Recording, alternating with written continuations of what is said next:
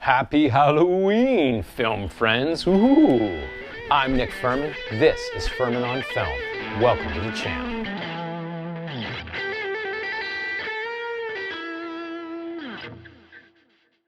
Who would have thought that this Halloween would spell the triumph of a series about a mute clown who likes to, mutilate people? Or maybe it's just a bloody... No, guys, I mean it. We're talking scalps torn off, chests caved, limbs crushed, genitalia severed, people strung up and dissected, mutilated. This is so gross. What sickos watch this? Or maybe it's just a bloody delight of carnage and comedy that might actually take this Splatter Gore series to the next level. This is Damien Leone's Terrifier 3. Tongue-tied in your terrifier. Listen. You guys are gonna have to take a little walk with me for a moment. Real life confessions from your resident movie reviewer. I hate torture porn. No, really, I do. And I'm a horror hound. I find this subgenre inane and sort of like least common denominator horror. It's basically us becoming the embodiment of what all those other folks are saying when they turn up their noses and say fright movies are stupid Freudian hang-ups with violence and death for the post-adolescent mind. Did you get all that? What really bugs me is that I actually find horror to be one of the richest genres in terms of creatively shaping inventive ideas on small budgets and exploring some of the real philosophical hot-button issues of fear and anxiety in our culture. This dude knows we're here to talk about a Splatter Gore franchise, right? In fact, it's always been that way. The point is, I avoided the Terrifier movies like the plague until about a week ago. I mean, the whole thing is kind of a remarkable story. This cat named Damien Leone makes a short film in 2011 about a series of murders committed by a psychotic mime named Art. Art shows back up a few years later in an anthology flick called All Hallows Eve, before the director decides to give him his own treatment in a low-budget feature in 2016. If you've seen the original, you know there's not a whole lot going on. It runs about 85 minutes, is shot in basically 2 locations, features actors we don't recognize, and is just uninterested in story at all. No, I'm actually with him on this one. The writing is truly god-awful. Poo-poo. But somehow, people vibed with it. The gory practical effects were impressive, giving the shoestring spending, and I think people love that old-school, sleazy exploitation feel to it. You know, like something you'd catch in the grindhouse once upon a time. Whatever happened, Leone gets emboldened by the original and crowdsources a sequel. He doubles down on gruesome kills, adds a convoluted supernatural backstory involving a family and a sword, and runs the plot out as long as Ben-Hur. And it crushes at the box office. And now, here we are with part 3, a picture that does all of the same things, somehow adds to the subgenre of holiday horror, and, wait for it, is actually a half-decent movie. Congratulations, Terrifier stans. You somehow got me in the door. I think I may need therapy. This is some weird shit. But it's not too hard to see how this series keeps improving. Like I said, the budget here has grown into the low millions.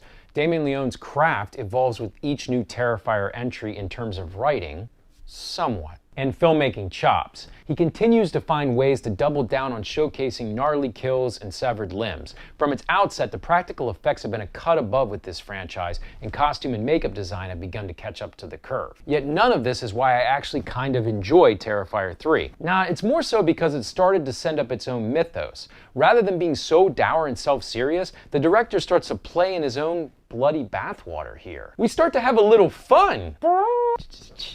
No, not in that sick way all you gross Splatter Gore lovers adore. The shock here for fans of the franchise isn't the blood and guts, it's how funny this gets in moments. I'm not sure if anyone has said it, but Art's visual movements and physicality are completely Chaplin-esque. The dude is as much a mime as a clown, and this film gets downright gleeful with its physical, oh man, don't say it, comedy.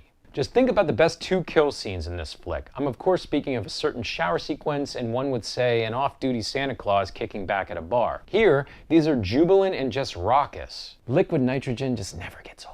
Contrast that with the second movie where the worst 2 kill scenes made me want to swear off horror movies forever. Just gruesome torture porn. But the real miracle is that he accomplishes this sort of macabre daffiness without sacrificing one iota of the stomach-turning killing that fans of the franchise come for. The final 20 minutes here are just dynamite. Terrifying and absolutely awful, but entirely tense and gripping. The kills and attacks actually finally seem to matter a bit. We call that storytelling and plot development. Thanks. And honestly, guys, I'm still a little in shock. Okay, let's hold our horses on the high praise here. Terrifier 3 is not perfect by a long shot. For one thing, the more mainstream this series gets, the more upset those who loved its fringe origins will grow. This is just the syndrome with any franchise, but I think we can see it most acutely in comparing the last two films.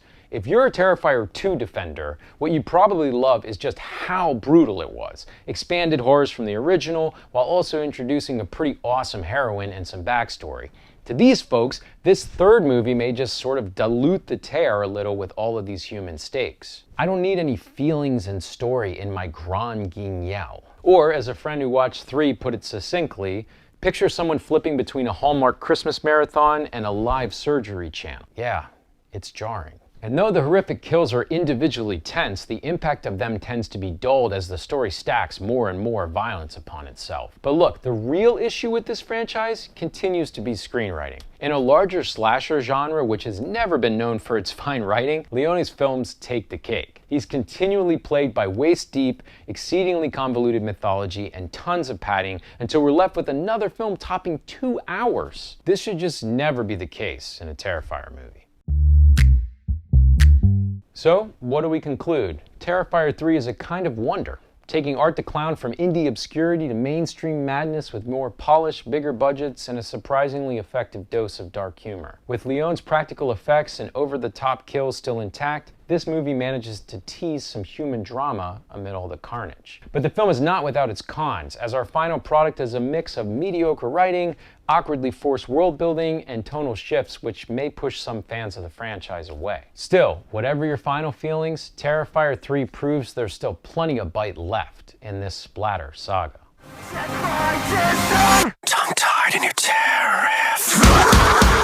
Well, there you have it. The only thing left to discuss is our rating for this picture. FOF gives Terrifier 3 3 out of 5 stars. If you enjoyed this review, please let us know by giving us a thumbs up and subscribing to the channel. Also, don't forget to visit FurmanOnFilm.com for even more movie content. Thanks for watching. I'm Nick Furman. This is Furman on Film. Stay firm, my friends.